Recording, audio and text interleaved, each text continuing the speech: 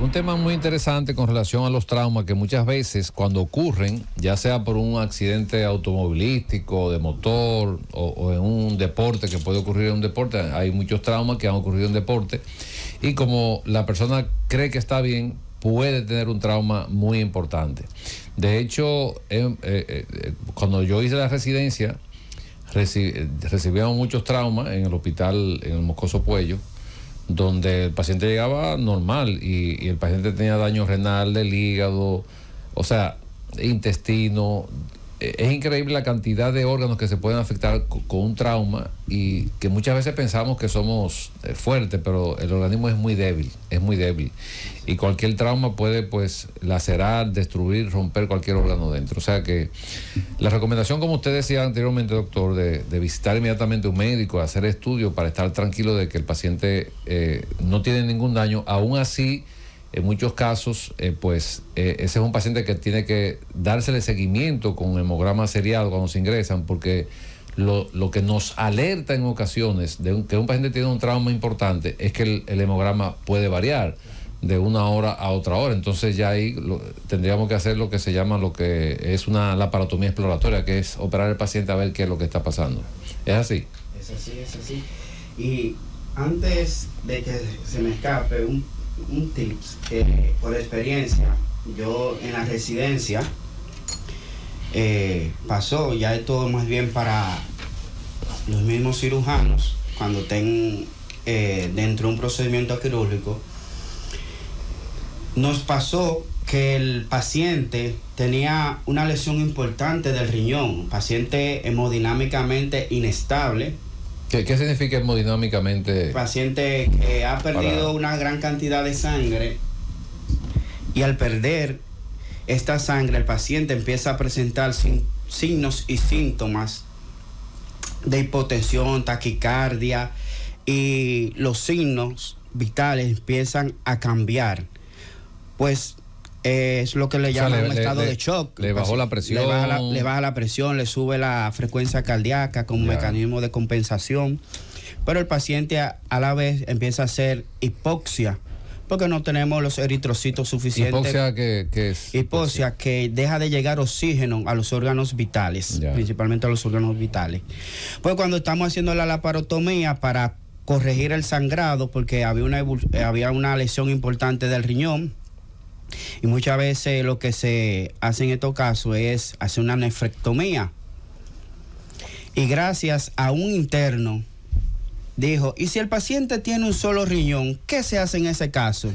Señor, el paciente era monorreno. Tenía un solo riñón. Que tenía un solo riñón.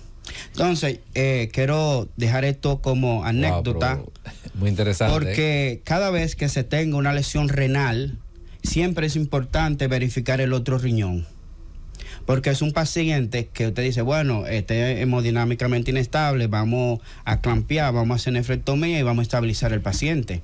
Y en este caso se tuvo que hacer reparación del riñón, transfundirlo en varias ocasiones y ya quizá una cirugía, como le dicen, de salvataje, que es para salvar la vida al paciente, que pudiera durar 1 hora, duró 7 horas. Wow, pero pudieron salvar. Sí, gracias a Dios, pero eso es importante siempre tenerlo en cuenta y pendiente. No, porque pudo haber fallecido también. Claro, o sea gracias a un paciente esa que usted lo va a llevar una insuficiencia renal por no tener riñón. Exacto. Ander, esa es una de las anécdotas que compartimos, porque sucede bien el caso que fuimos compañeros de año. Exacto. Y la persona que acudió al llamado de urología fui yo. De ese caso. Sí. Y es una anécdota muy bonita y que no nos cansamos de contestar porque es algo que tú no lo ves venir. Es decir, tenemos que verificar que el otro riñón está ahí antes de tomar una decisión que podría ser tomada a la ligera y hacer la nefrectomía. Hay que fajarse con eso. Mira, tú decías que un 5% de los pacientes, aproximadamente en términos estadísticos, que va a tener un trauma urogenital. Pero en un país como este, que un fin de semana tenemos cientos de accidentes, bueno, pues no es tan poco prevalente. Sí, yo pienso que es más alto. Usted sabe que las estadísticas siempre uno la toma de países como Estados Unidos. Lamentablemente las estadísticas de nuestro país no son tan confiables, lamentando el caso. Pero son estadísticas que están ahí. Hay literaturas que muchas veces, incluso nosotros como profesores docentes de la residencia, tanto de cirugía de urología del hospital Dr. Francisco Moscoso Puello, hay algo que yo le digo siempre a los residentes. No todo lo que está escrito es la verdad absoluta, porque cada autor va a escribir basado en su experiencia. Entonces usted puede tener una experiencia, el doctor Ledesma puede tener otra y yo otra, y cada quien va a escribir. Pero algo importante también sobre los traumas, que no es solamente el riñón que se puede lesionar. Se puede lesionar el uréter, la vejiga. De hecho, la uretra, la causa más frecuente por lo cual ocurre la lesión de la vejiga en un trauma es porque la vejiga está llena.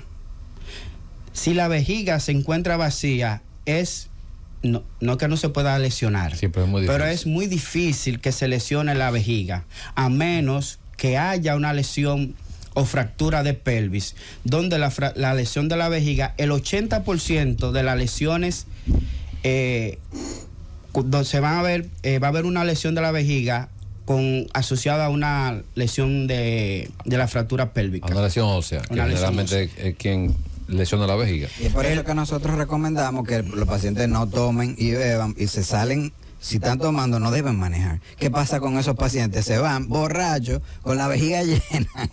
Y ahí es que viene el problema. Otra recomendación es que cada 100 kilómetros vayan y hagan pipí, para que se entienda.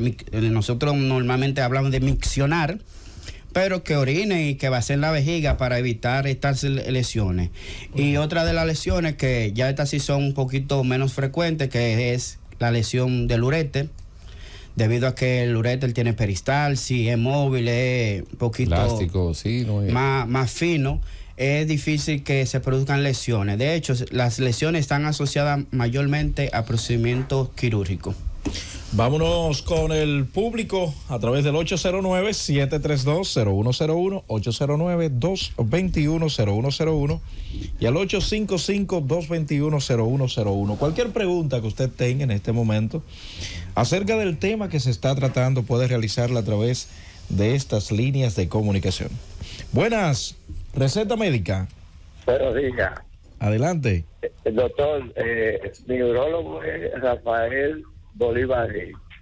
Yo tuve cáncer de próstata y me dieron 38 radioterapias. ¿Qué sucede? Que eso hace 15 años, pero yo tengo un mes que aguanto la pipí, por ejemplo, cojo para el baño y siento que en el canal del pene me va empezando como un dolor. Cuando empiezo a orinar, que termino de orinar, ya se va el dolor y no me duele más. Gracias, doctor.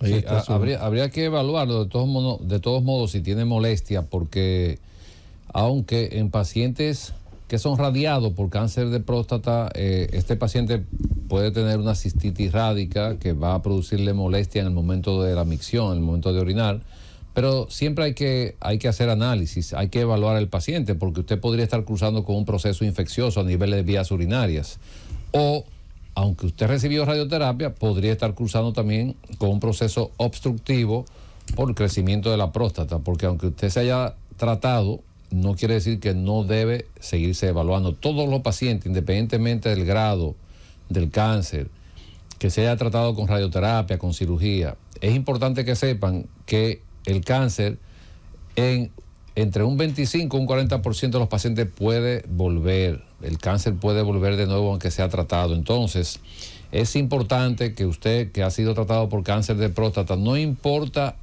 cómo ni dónde. Y cuando digo cómo ni dónde, puede ser cirugía, puede ser radioterapia, puede ser aquí, puede ser en Estados Unidos, en Europa, el cáncer puede volver. Sígase evaluando con su urólogo. Muy bien. Buenos días, receta médica. Buenos días. Adelante.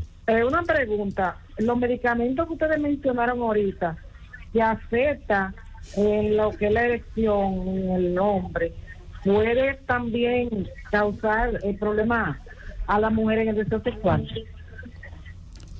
Bueno, lo que nosotros generalmente decimos es cuando tenemos evidencia, que se han hecho estudios para pues hablar en base a eso. Con relación a la mujer, no podría contestarle, decirle que sí. Tendríamos que investigarlo y posteriormente responderle esa parte. Lo que sí estamos seguros que sí afecta en el hombre, aunque el mecanismo de sensibilidad es muy similar tanto en el hombre como en la mujer. En la mujer es mucho más fácil que se pueda producir una excitación, aunque haya un trastorno circulatorio, que es lo que mayormente afecta esta parte. En el hombre es un poco más difícil porque tiene que producirse una erección. En la mujer no tiene que producirse. O sea que lo más probable es que estos medicamentos en la mujer, aunque todos tienen efectos secundarios, como todo en la vida, pero no produzca este efecto adverso que producen los hombres. 809-732-0101, 809-221-0101 y al 855-221-0101. Buenos días, receta médica. Aló. Saludos, Sí, adelante. ¿Está en el aire? Sí, señor. Sí, una pregunta. ¿Es verdad que aguantar orina provoca piedras en los riñones? Sí, bueno, normalmente es una práctica que algunas personas pueden incurrir en ella. Nosotros no la recomendamos. Si tú estás distraído, tienes que poner una alarma para ir a orinar, porque cuando uno acumula la orina por más tiempo del que debería, una orina que es estéril, tiende a posarse. Entonces el vaciado después puede ser ineficiente y esa orina que queda en remanente pues podría infectarse, favoreciendo incluso a la formación de piedras, aunque no es la forma, el mecanismo que con mayor frecuencia va a llevar a esta condición. Ledesma, disculpa, algo que voy a mencionar. Aparte de que se produzcan o no los cálculos, la distensión de la vejiga puede llevar a que el paciente, cuando vaya y orine, produzca una hematuria importante, y eso sí es delicado y peligroso. Entonces, no se recomienda sobre ninguna manera que se aguante el deseo de orinar.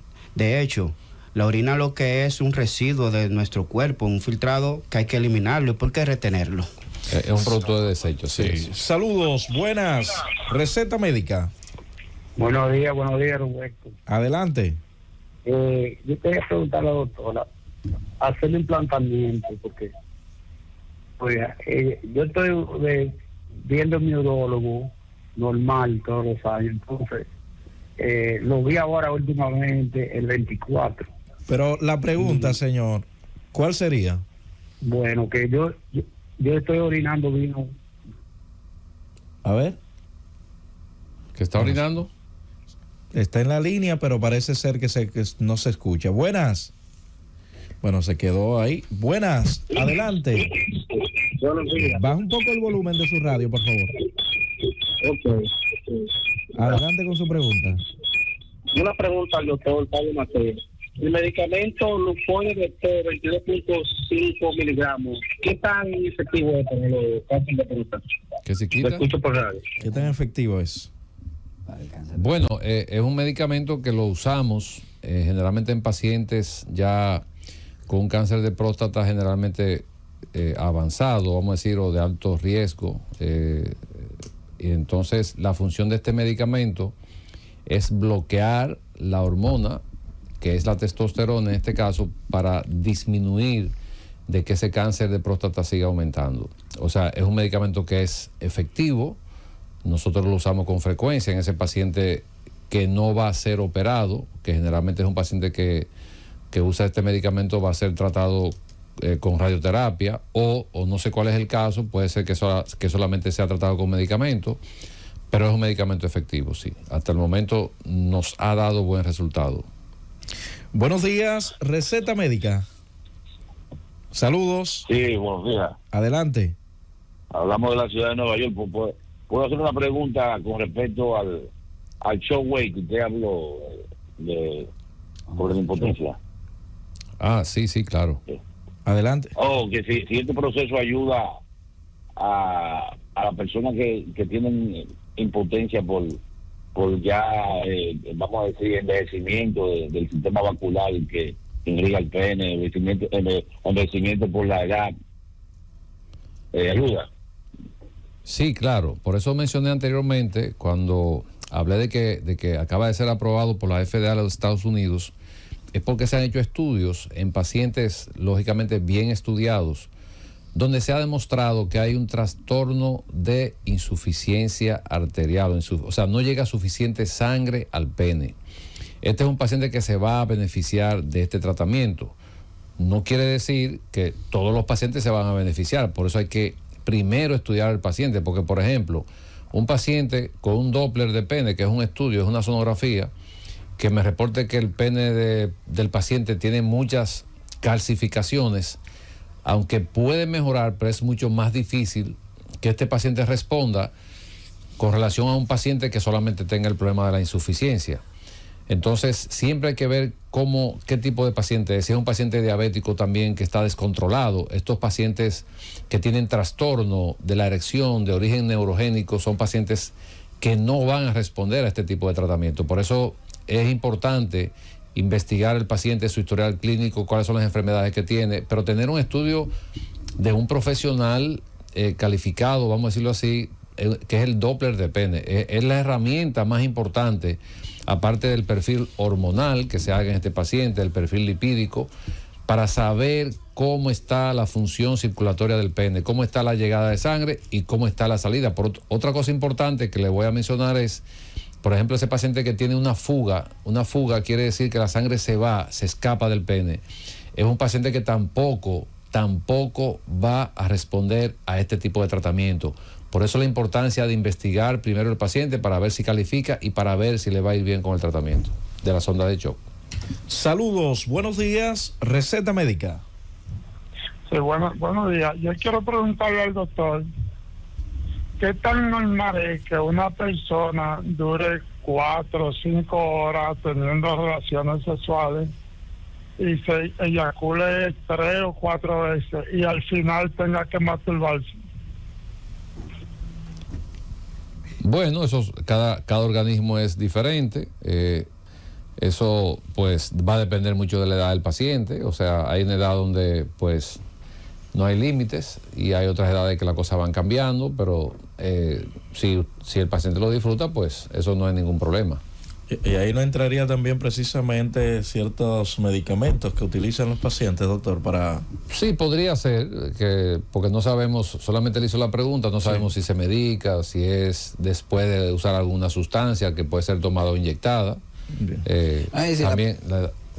Perdón, y si la pregunta viene por algo que dijo otro paciente o un amigo de él, hay muchos cuentos. Nosotros sabemos que en el colmado todo el mundo es Superman. La realidad es que cuando llegan al consultorio, esos que hablan más y que aceleran más el asunto, cuando vienen son los que están más con un déficit. Esa pregunta fue un amigo por si acaso, pero no es tan normal que una persona dure en una actividad tan demandante como esa, ni siquiera media hora. Es desgastante, es irritativo, es traumático. Óyeme, media hora.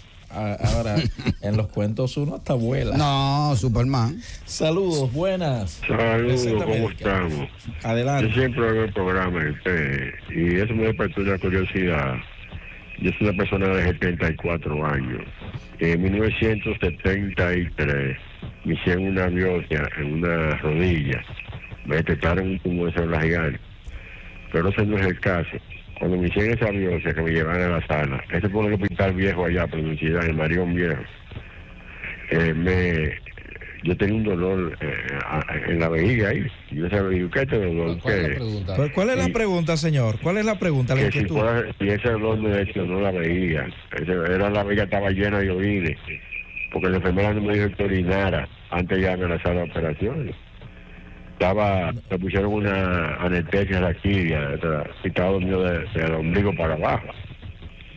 A ver si eso puede provocarme una lesión, porque yo me tengo problemas para orinar. Pero no entendimos la pregunta. Yo creo que sí, que yo le entendí, porque él tenía un problema de rodilla y lo iban a operar, y él entiende que después de la cirugía, él entiende que ha quedado con problemas de la vejiga, y yo entiendo que realmente eso no tiene nada que ver. No está relacionado. Lo que sí, él debe ir donde un urólogo y chequearse. Hay pacientes que por la edad tienen aumento de la próstata, y esto puede causarle problemas al miccionar o a orinar. Entonces lo recomendable es que vaya donde su urólogo para que sea examinado. Lo evalúe, exacto. Sí. Bueno, vámonos a una nueva pausa. Regreso, continuamos en la receta médica de la Z. Llévatelo, Cundo.